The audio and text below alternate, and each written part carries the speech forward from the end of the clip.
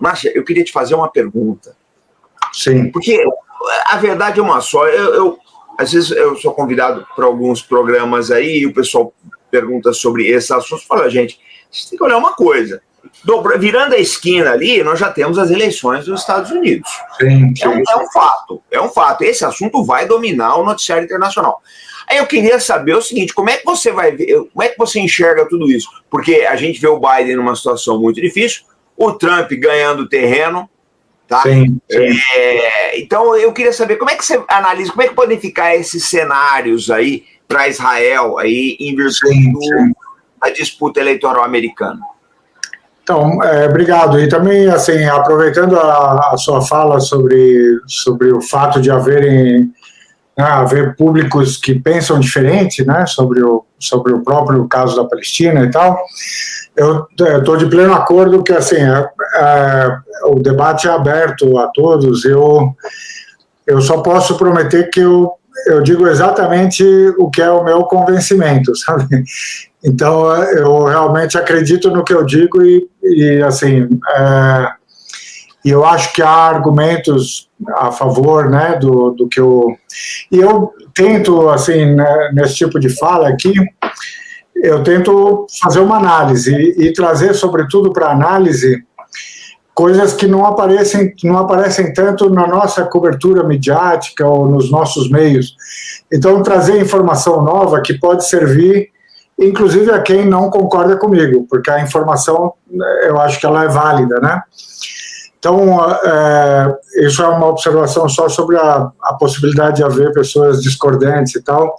Eu acho que faz parte do livre debate e tal.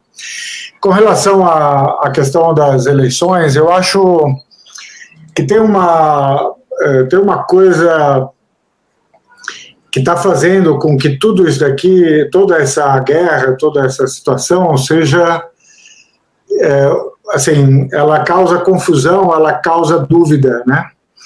Então, duas coisas que eu acho que ficam em dúvida por causa da situação e o modo como ela tem se desenvolvido. Uma eu acho que Israel tem demonstrado estar um pouco perdido, sabe, assim,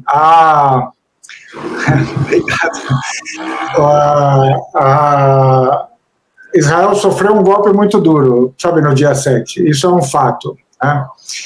E eles estão buscando um modo de responder a isso, um modo que permita recuperar, digamos, a sua sensação de poder, né, a sua sensação de segurança, né, e projetar essa segurança para os seus inimigos, digamos, para os seus adversários.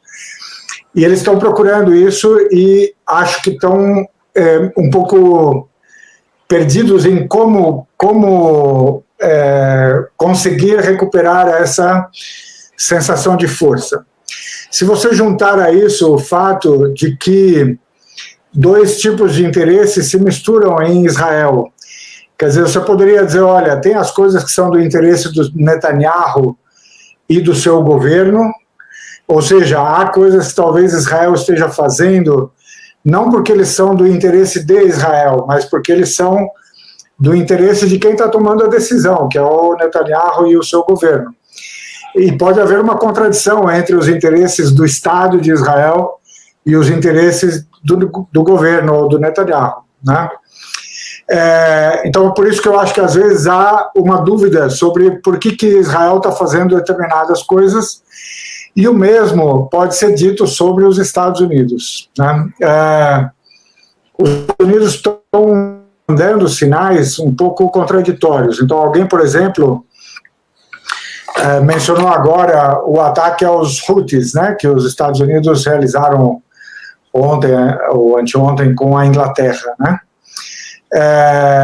Então, por um lado, Estados Unidos vem dizendo desde o começo, e eles mandaram, assim, a gente acompanha isso no dia a dia, os emissários americanos foram inúmeras vezes ao Líbano, foram ao Iraque, foram à Jordânia, foram ao Egito, ao Catar, e mandaram recados para o Hezbollah, para os Houthis, para os iraquianos, dizendo, olha, nós não queremos que esta guerra se espalhe, né? Por outro lado, eles vão lá e atacam os Houthis, quer dizer, que é um gesto que leva a pensar que eles querem que essa guerra se espalhe. Então, há uma diferença entre o discurso e algumas ações, né? Então, e aí você também se pergunta se os americanos estão agindo com base no que seria, digamos, o interesse do Estado profundo americano, ou se eles já estão decidindo de acordo com os interesses eleitorais do Biden, né? O que parece mais ou menos claro é que o Netanyahu ele tem interesse em que essa guerra se prolongue, porque isso adia, digamos, o dia em que ele vai ter que prestar contas dentro de Israel, porque ele tem acusações contra ele, ele teme que a sua carreira política acabe logo que esta guerra acabar, né? Então, o Netanyahu tem interesse em manter a guerra viva e prolongá-la, e talvez trazer os Estados Unidos para dentro da guerra.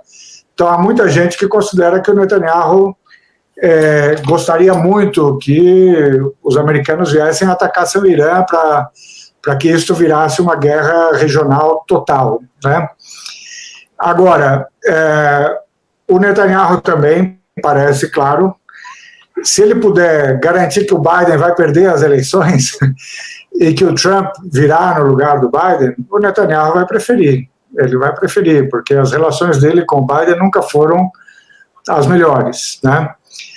Isto dito, o Biden, mesmo que ele não expressasse tanto amor pelo Netanyahu, o Biden sabe que ele, como presidente dos Estados Unidos, não pode dar a sensação de que ele abandonou Israel. Então ele precisa continuar a prover o apoio ilimitado que os Estados Unidos estão dando para Israel. Então ele também parece estar no impasse, porque por um lado ele talvez dissesse, olha, uma calmaria no Oriente Médio seria melhor para minha eleição, né? Por outro, se ele der a sensação de que ele não está apoiando Israel nessa intenção de continuar a guerra, aí ele vai perder muito apoio para a eleição, e ele já não está bem das pernas, né, para a eleição. Ele já não está bem das pernas. Então, talvez ele esteja vivendo um impasse, né? E, por um lado, ele precisa continuar a demonstrar apoio irrestrito a Israel, e por outro, talvez ele dissesse, se isso aqui pudesse acabar amanhã, seria o melhor para mim, porque aí eu vou e me dedico à campanha, etc. Mas não vai acabar amanhã, porque o único modo de acabar amanhã é Israel dizer que acabou o ataque a Gaza, e Israel não está disposto a fazer isso, né? Então, todos os demais, os Houthis, os iraquianos, o Hezbollah no Líbano, estão dizendo que a pré-condição para qualquer calmaria é a interrupção do ataque a Gaza, né? Então, nós não estamos perto, parece, disso, e eu acho que o Biden vai continuar a se desgastar.